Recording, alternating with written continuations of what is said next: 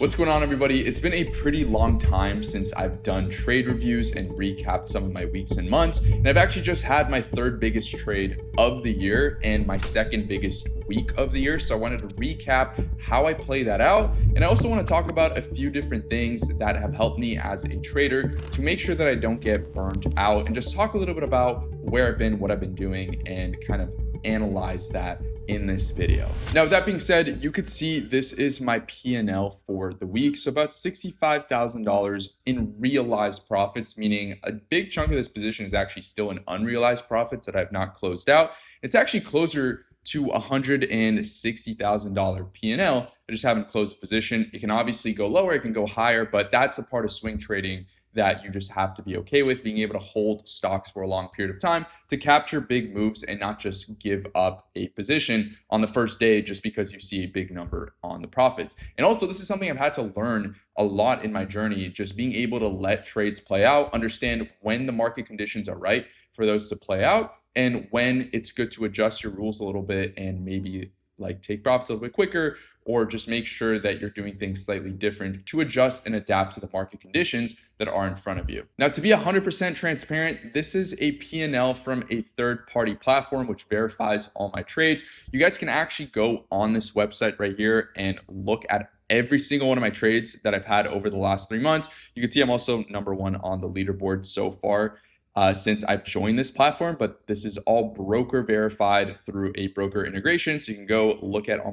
the trades that I've had, and kind of study through those as well as we go through. Let's get into the rest of the video and go through some of these stats here on TradeZella. So I'm obviously up $57,000 for the week, but you can see I literally did not trade all of last week and most of this month here in July because I was on vacation. I did have a few losses at the end of the month. And I was like, I'm probably not going to trade because I'm on vacation. I'm just going to enjoy myself. But this is something I definitely wanted to talk about and just help you guys understand. You don't always have to be trading every single day in the market, especially when the environment is not there. For example, when I have traction, when things are working really well, I obviously want to be involved in the market. I want to be doing things in the market. But when the market is a little bit weaker, when there's nothing really to do, for me, sometimes stepping away from the market and literally taking myself away from the desk does much more than me sitting there and looking at the markets whenever there's nothing to do, because I'm going to force a trade in conditions where I'm not really performing that well. And you could see for the month of July, I made $70,000 for the whole month, and in just a week, and actually in pretty much just one trade so far, I've made almost that amount.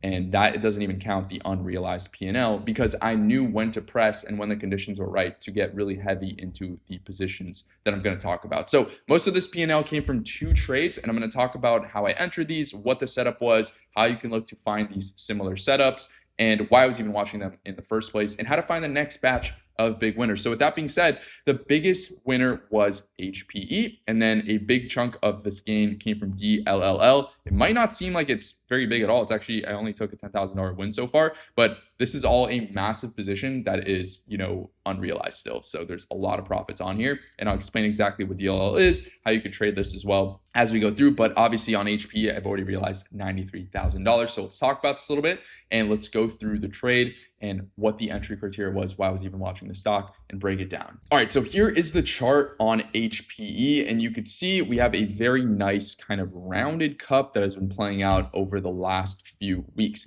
Now, this is obviously a swing trade that I've been in for a pretty good amount of time, but first I want to even discuss why I was looking at this chart and what caught my eye. So obviously you guys know I'm a big believer of looking at the best sectors in the market, then looking for leading stocks within those sectors. Now, this sector, HPE, or the sector that HPE is in, is a kind of niche industry sector that you can call cloud storage and data storage, right? So obviously you have your memory storage and you have data storage stocks. So this is going to be like your Dell, HPE, NTAP. There's so many different stocks that come into this kind of different niche, but the niche isn't too big. It's pretty much like memory. There's really only 4, 5, 6, big companies that really do this. And within the AI, quote unquote revolution, it is very clear that we're going to need a lot of storage for data that is being acquired by all these, different AI models. the data needs to go somewhere. And it was very clear that this has been a super strong stock for the last few months. It started running all the way here from March 2026. But the main thing that caught my eye on this one over the last few weeks is you'll notice QQQ, which is obviously the tech index, was selling off under the 50 EMA. So it broke down here in July. But if we look at what HPE was doing, which is right here, it actually never broke the 50 EMA. So it had a really nice pullback into the 50, but it never broke it. What does that tell us? Well, that tells us this could be a potential leader before the market even goes higher. And we can see obviously now it's a lot more clear that this was clearly a leader, but this was a stock that did not break the 50 EMA while the market did. And when you start seeing that, you could start to build an idea that there's relative strength behind some of these stocks. And that's exactly what I look for to kind of start trading stocks coming out of a market correction. If your stock that you're watching, if the stock that you're looking at is not breaking a key level while the market is, it clearly has that relative strength that we like to look for. Now, with that being said, relative strength isn't just enough to take a trade. What do you want to see? Well, obviously a big base, because a big base tells us that there's consolidation and the stock is getting ready for the next leg up. Stocks don't just move up for no reason. They move up because there is enough demand being built up. There's enough consolidation. And obviously from there, you can catch a pretty nice move from the right side of the base. With that being said, here you had a very clear inverse head and shoulders base. You can also call this a little bit like a rounded bottom, whatever you want to call it. It doesn't really matter. The specific name doesn't matter. The most important thing is that there's consolidation. It's holding the moving averages, and it's also making higher lows, which is exactly what you want to see. Now, with that being said, when the market started to turn, if you look at QQQ, right, you're going to have to start looking to get long exposure back on, because obviously we're starting to reverse off the lows, and now the market might be wanting to start a new uptrend. Now you have to start looking at longs. The first thing I'm looking at is which stocks held up really, really well while the market was pulling back. HP was obviously at the top of the list. So as the market was starting to come off of its low, reclaiming its moving averages, HPE was already a little bit ahead of it, right? It was all the way, here. And with that being said, this was already a very interesting one to start watching. So as it was coming out of this right side of the base, I was interested in adding this thing, and I actually bought it right through the moving averages. This is something I do a lot whenever I'm looking at stocks that are reversing their trend off of the 50 EMA. You can buy on a reclaim of the 821. Think about it at just like any other key level. When you get a reclaim of a level, there's a good chance that price will move against that level and push higher. Now on this trade, I actually did what's called adding to the position. So I started a starter right here as it was breaking out through this level. So I'm going to mark out the exact entry. And this was also the previous day's high as well as the EMA cluster. If we go on the lower time frames, you can actually see why this level was so important, why I added here, because it was a gap as well, right? So a clear gap with the EMAs above. And then also you had the gap level right here and this previous day's high rejection. So when we got through on this gap up right here, I bought it right as I was getting through that level, and then stop always goes to the low of the day. And you can see how tight the risk is, right? It's pretty tight. I mean, it's only a 2.5% loss if you're wrong, but if you're right, which obviously, in hindsight now we can see that, it's a 35% win, which is a really nice risk to reward. That's about 15 to 20 on the R's. Now, with that being said, that was the original entry on that position. Now, the reason why I took a starter and I didn't take a full position here, which obviously would have been great, is because of the fact that the market still had to prove itself. So I wanted to see if the market was going to gain traction. And also, I didn't have a ton of wins stacked up from the last month because of the fact that the market has just been, pretty rough. It's been going sideways.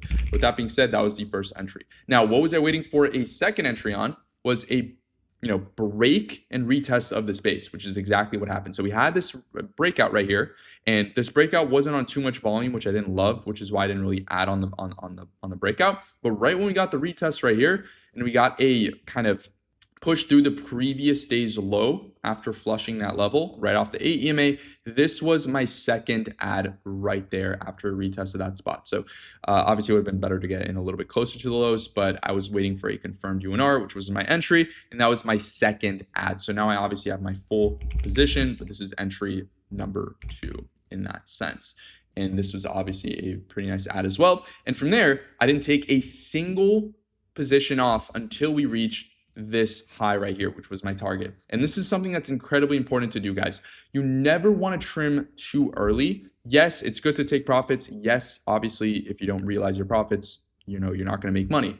But you also don't want to realize the profits too quickly. You want to wait for your targets to be hit. So when I set a target before the trade, I have to make sure that I am making sure that I am sticking to my plan and I'm actually letting this trade work and hit my target. So my target was obviously this high. Reason why, very clear. We had a big rejection here. It's very clear that, or very likely, that we will reject at least a little bit here at the highs. Now, once you take your first trim up here, which I took a pretty sizable trim, now you could just let the stock work, right? So now, as long as it does nothing wrong and it holds the EMA, even if it pulls all the way back here, it can build and then it can rip and then it can go higher and you can add to it and you can play around with it. But that's the beauty of swing trading and having really good entries is when you enter down here, now you don't really care about the stock, doing kind of nothing here for the next few days, because you have such a good average and it doesn't really do anything to you, right? You could just wait for it to consolidate, set back up, and then make a move higher. And you can even add to it if it sets back up, because if this is going to be a new leader, this could be, a really, really nice move. And actually, this kind of setup reminds me of Hood here,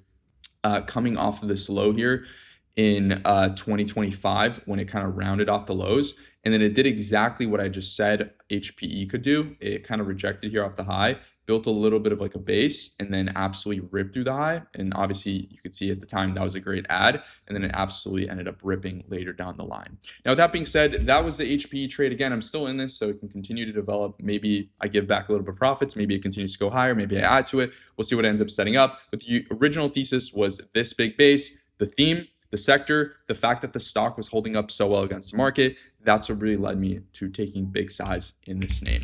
Now, the next trade that I took was on the ticker Dell. For Dell, every single percentage that Dell goes up, DLLL, because it's 2x leverage, is going to go up 2%. So basically making double the money, but obviously you have double the risk as well. Now, with that being said, I like to use these leveraged shares whenever I don't have enough liquidity to trade options, or I want to take a big position size and I don't have to trade options. I could just trade the shares, and this could work incredibly well because you can have very, very small risk and you can have a pretty nice sizable chunk in your portfolio on the trade. Now, that being said, the entry that I took on Dell was a little bit, I'd say, worse than the one on HP. I mean, not as good, if that's the right word. But again, the setup was very, very clear, massive, and I'm talking massive weekly base, one of the best setups in the market, set up incredibly, incredibly well, just building out this massive base. I tried this one a few times before. I had a nice entry, back here and caught a decent move, but then it faded a little bit.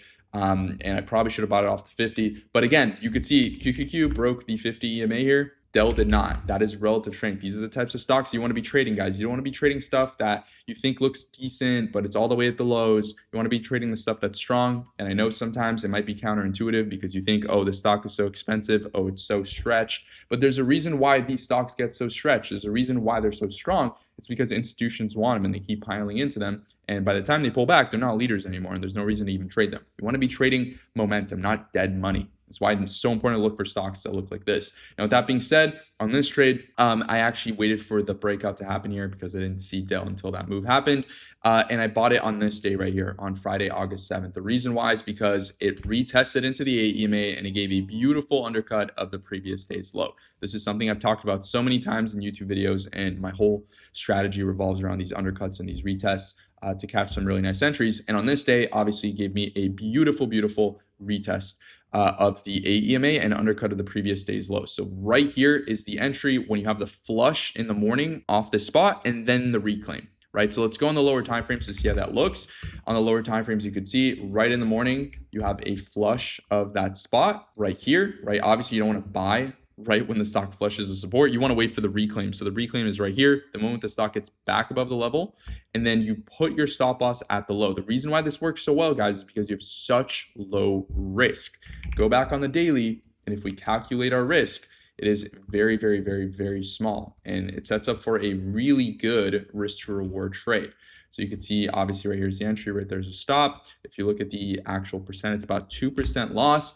And if we get a nice breakout on it, which we are so far, 20% win, so about a 10R, which is exactly what you want to see. Now, if you look at DLLL, which is a levered ETF, you'll see it looks almost identical because obviously it's following Dell, but you obviously have a 40% move from that low, right? So 40% move on a good size is actually very, very nice. You don't always need to get options. Sometimes with these levered ETFs, you can catch really nice moves, and your risk is also pretty low. For example, again, on the Dell was about 2.5%. On here, it's going to be about 5, and you're risking 5% to make 30-40% on just the first trim. It's not bad. And if this thing runs to 100, 200%, now your R's continue to develop. and go higher and higher and higher. So with that being said, that was a trade there on Dell. I did take some profits into the left side peak right here into resistance. You guys saw obviously at $10,000. Very, very small trim so far, just because I think this trade continues to materialize. Again, I could be completely wrong, and that's a part of swing trading that I just have to be okay with. Could this, just come all the way down and take me out? It will. I'm obviously going to raise my stops now that I have my first trim at break even, but it could just continue to set up and it goes higher, right? You don't want to take your trades off too early, especially if you have shares and you can just let them play out. You can let this just continue to develop. And yes, sometimes you will give back profits, but you have to trust your system. I'd rather trust my system and let my system work, and sometimes it'll fail, rather than making a bad decision and going against my system and then making money that way. Because what's going to end up happening is one day I'm going to end up making a dumb mistake, and my system's not going to be there to save me because I didn't instill the habit of following my system, and then I end up losing money for no reason. So just keep that in mind. Now, with that being said, those are the two trade recaps and the big trades of the week. HP now being my third biggest trade of the year.